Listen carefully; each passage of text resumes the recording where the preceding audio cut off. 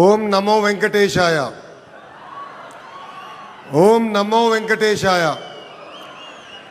ఓం నమో వెంకటేశాయ. గౌరవ ముఖ్యమంత్రి శ్రీ నారా చంద్రబాబు నాయుడు గారికి, సినిమాలో పవర్ స్టార్, రాజకీయాల్లో జనసేనాని, ఎక్కడ తగ్గాలో తెలుసు, ఎక్కడ నెగ్గాలో కూడా తెలుసు.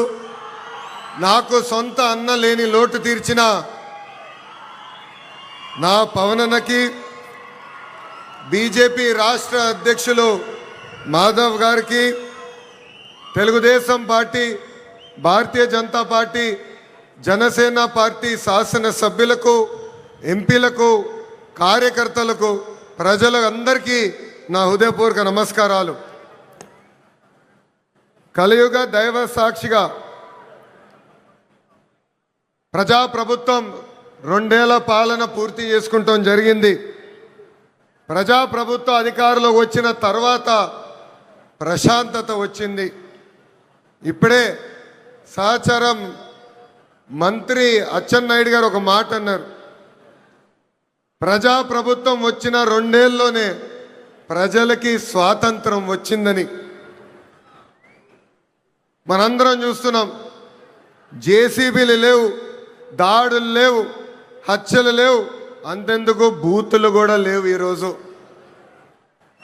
నాకు ఇప్పుడు కూడా బాగా గుర్తు, యువగలం పాదయాత్రలో ఇదే చంద్రగిరి గడ్డపై మీటింగ్ పెట్టా. ఆనాడే చెప్పా, వెంకటేశ్వర స్వామి జోలికి వెళ్ళొద్దు, మాడి మసైపోతామని ఆనాడి ముఖ్యమంత్రికి నేను హెచ్చరిక జారీ చేశా. కానీ నా మాట ఇన్లా, దేవుడితో పెట్టుకున్నారు. ఇప్పుడు వాళ్ళ పరిస్థితి ఏంటో ప్రజలందరూ ఒక్కసారి ఆలోచించాలి. విశ్వవిఖ్యాత నడ సార్వభౌమ స్వర్గశ్రీ నందమూరి తారక రామారావు గారికి సీమ అంటే చాలా ప్రేమ. ఆనాడు కరువు వస్తే జోలు పట్టుకుని సీమ ప్రజల్ని ఆదుకున్న వ్యక్తి ఎన్టీఆర్. అంతేకాదు, తెలుగు గంగా గాలేరు నగర్ని ప్రాజెక్ట్ని తయారు చేసింది ఎన్టీఆర్. మహిళలకి ప్రత్యేకంగా విశ్వవిద్యాలయం ఏర్పాటు చేసింది ఎన్టీఆర్. నిత్యం అన్నదానం కూడా ప్రారంభించింది ఎన్టీఆర్. ఇప్పుడున్న రాజకీయాల్లో విరాట్ కోహ్లీ మన చంద్రబాబు నాయుడు గారు. అవతల వైపు బౌలర్లు మాడుతూ ఉంటారు, కానీ బ్యాట్స్మెన్ ఓన్లీ వన్, అది మన చంద్రబాబు నాయుడు గారు. రాయలసీమను రాయలసీమగా మార్చిన వ్యక్తి మన చంద్రబాబు నాయుడు గారు. ఎవరికి తెలియని సమయంలో బిందు సైద్యం పరిచయం చేసి ఏకంగా రాయలసీమలో రత్నాలు పండే విధంగా చేసిన వ్యక్తి మన సిబిఎన్. హంద్రినివా సుజలా స్రవంతి ప్రాజెక్ట్ని పూర్తి చేసి చివరి నియోజకవర్గం కుప్పానికి నీరు తీసుకెళ్లిన వ్యక్తి మన సిబిఎన్. అంతెందుకు, పులివెందల కూడా నీరిచ్చిన గొప్ప వ్యక్తి మన చంద్రబాబు నాయుడు గారు. ఇప్పుడు ఏకంగా 1,00,000 కోట్ల పెట్టుబడితో మిషన్ రాయలసీమ కూడా ప్రారంభించిపోయే వ్యక్తి మన ముఖ్యమంత్రి చంద్రబాబు నాయుడు గారు. 2019 నుంచి 24 వరకు గొడ్డలి పార్టీ అరాచక పాలన మనందరం చూసాం. వాళ్ళ చెల్లికి అన్యాయం చేయొద్దని అడిగిన బీసీ బిడ్డ అమర్నాథ్ గౌడ్ పైన పెట్రోల్ పోసి ఎలా తగలబెట్టారో మన కల్లారా చూసాం. ఒక మాస్క్ అడిగినందుకు ఒక దళిత డాక్టర్ సుబ్రహ్మణ్యాన్ని పిచ్చోడు చేసి ఎలా చంపేశారో ప్రజలందరూ చూశారు. సొంత డ్రైవర్ సుబ్రహ్మణ్యాన్ని ఏకంగా గంజాయి మత్తులో చంపేసిన వాళ్ళ ఎమ్మెల్సీని మనందరం చూసాం. నంద్యాల నియోజకవర్గంలో ఒక మైనారిటీ కుటుంబాన్ని వేధిస్తున్నారు, ఈ వేధింపులు మేము తట్టుకోలేమని ఆత్మహత్య చేసుకునే పరిస్థితి మనందరం చూసాం. వైకాపా నాయకుల కూతురు కన్నా వాళ్ళ కూతురికి ఎక్కువ మార్కులు వస్తున్నాయని ఆ కుటుంబాన్ని వేధిస్తే, ఆ వేధింపులు నేను చూడలేను, తట్టుకోలేనని ఆత్మహత్య చేసుకున్న మిస్బాని మనందరం చూస్తాం కూడా జరిగింది. ఆనాడు అన్నారు, తెలుగుదేశం పార్టీ జెండా లేకుండా చేస్తామన్నారు. ప్రజలే ఈరోజు వాళ్ళ జెండా పీకేస్తాం జరిగింది. వై నాట్ 175 అని చెప్తే ఏకంగా టీమ్ 11 ప్రజలు వాళ్ళకి తీర్పిస్తాం కూడా జరిగింది. సిద్ధం అంటే యుద్ధానికి రెడీ అని తీర్పిచ్చింది ఆంధ్ర రాష్ట్ర ప్రజలు. అసెంబ్లీలో అడుగుపెట్టనయో అన్నారు. ఏకంగా ప్యాలెస్ గోడలు బద్దలు కొట్టి చంద్రబాబు నాయుడు గారిని ముఖ్యమంత్రి చేసిన ఘనత మా పసుపు సైన్యాంది. ఇప్పుడు రపరప అంటున్నారు. రపరప అంటే చూస్తూ మేము ఊరుకోం. ఎర్ర బుక్కు దాని పని చేసుకుంటూ వెళ్తుందని ఈ సభాముఖంగా ఆ కుర్ర బ్యాచ్కి నేను హెచ్చరిక జారీ చేస్తున్నా.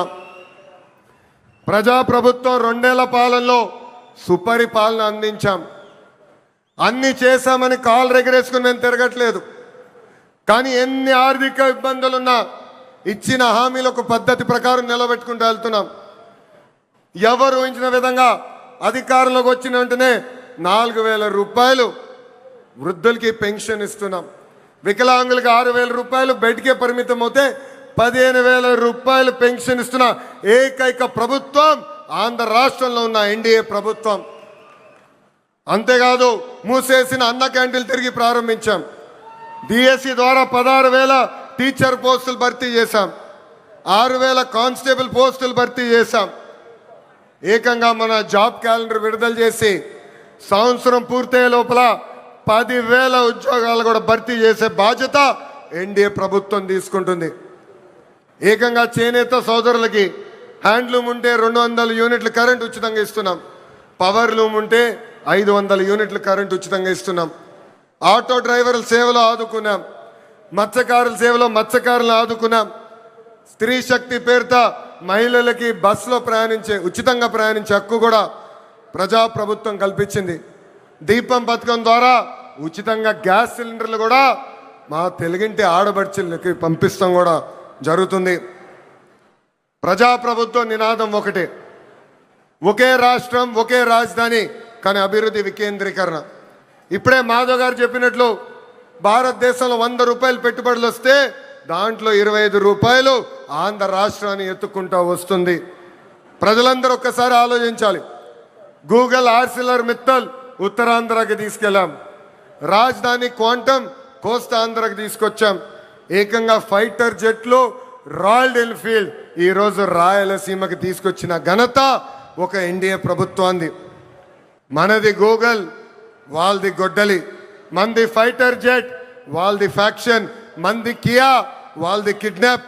మంది క్రెడిబిలిటీ, వాళ్ళది క్రిమినాలిటీ. మంది డెవలప్మెంట్, వాళ్ళది డిస్ట్రక్షన్. మంది బుల్లెట్ అవుతే వాళ్ళది బూతులు.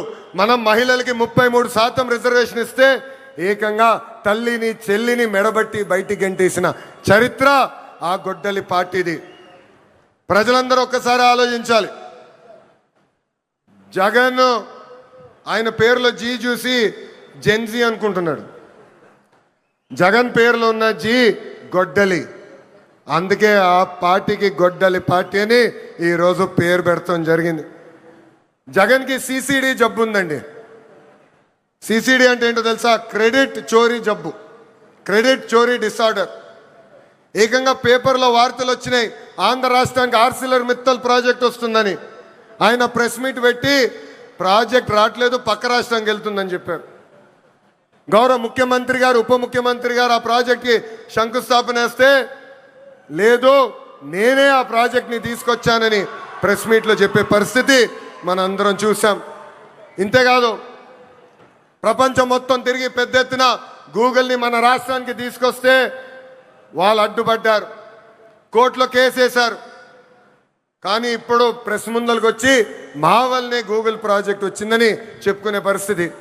ఇంకా కొన్ని సంవత్సరాలు పోతే ఆగస్ట్ 15 నాడు భారతదేశానికి స్వాతంత్రం తీసుకొచ్చింది మా తాత అని చెప్పుకునే పరిస్థితికి సిసిడి జగన్ వస్తారు.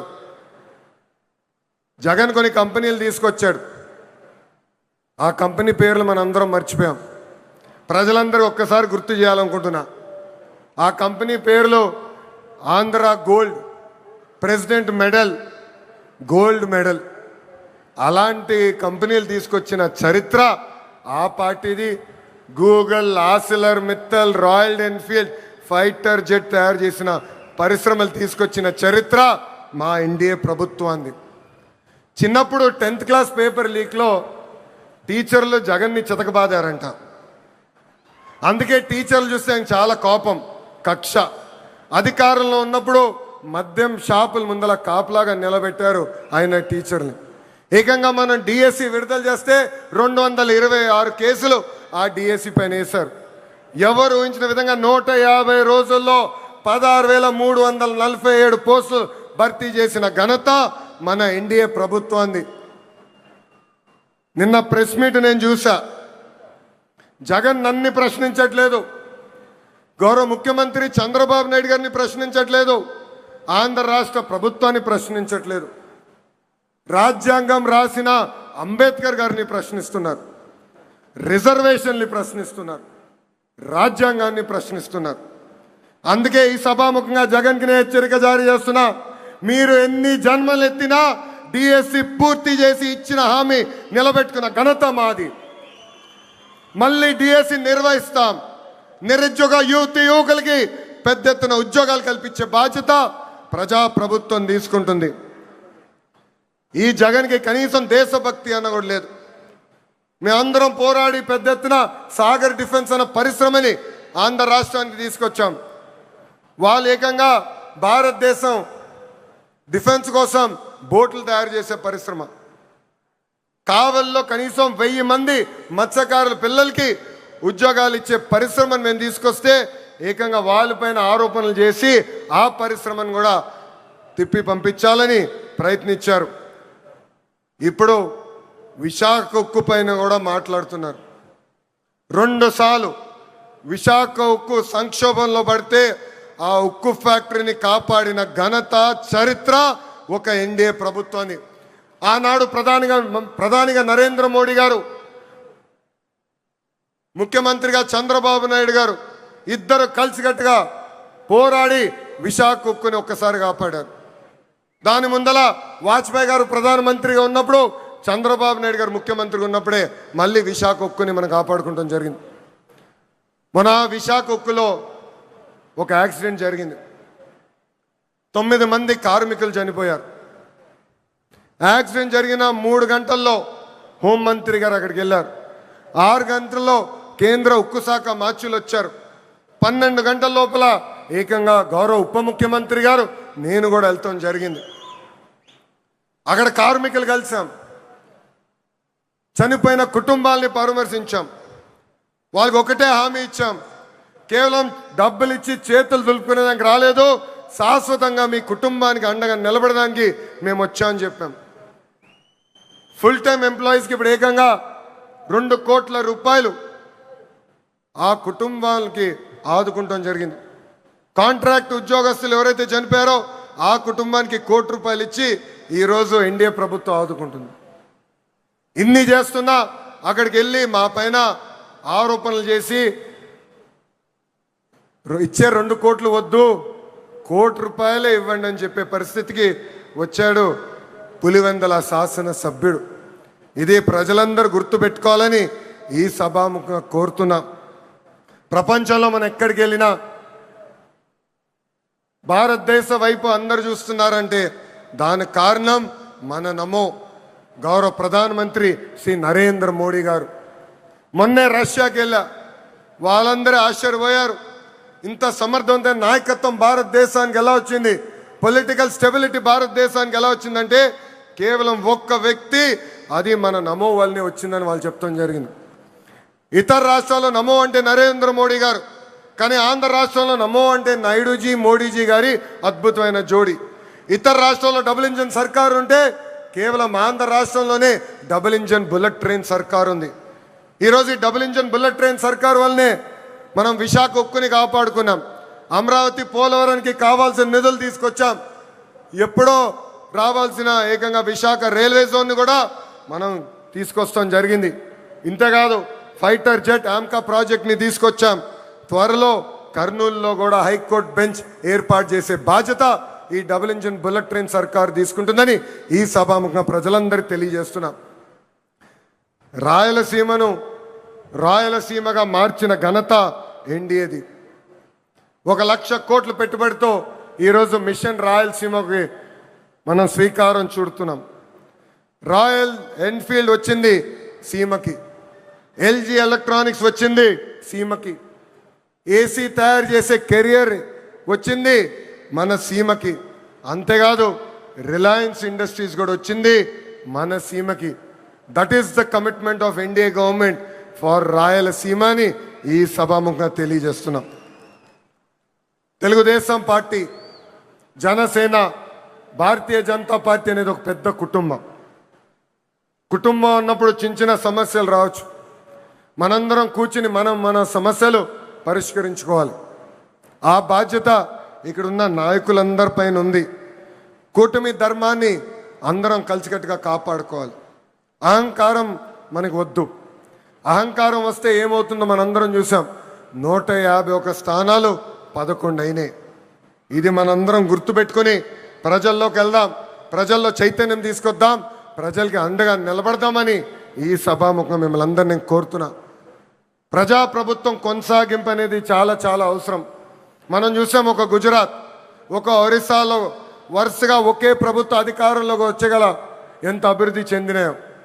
పెద్ద ఎత్తున పెట్టుబడులు వచ్చినాయి, పెద్ద ఎత్తున రోడ్లు వేసుకున్నారు, కరెంట్ ఛార్జీలు తగ్గించుకున్నారు, ముందరికెళ్ళారు.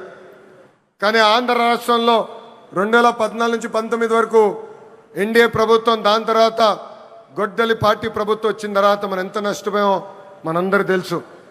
దయచేసి ఇది మనందరం గుర్తుపెట్టుకోవాలి. ప్రభుత్వం కొనసాగింపు అనేది ఎందుకు అవసరమో ప్రజలందరి దగ్గరికి వెళ్ళి చెప్పాలని ఇక్కడున్న కార్యకర్తలందరినీ నేను కోరుకుంటున్నాను. నేను ఫైనల్గా చెప్పేది ఒకటే, ఎన్డీఏతో వికాసం, గొడ్డలి పార్టీతో విధ్వంసం.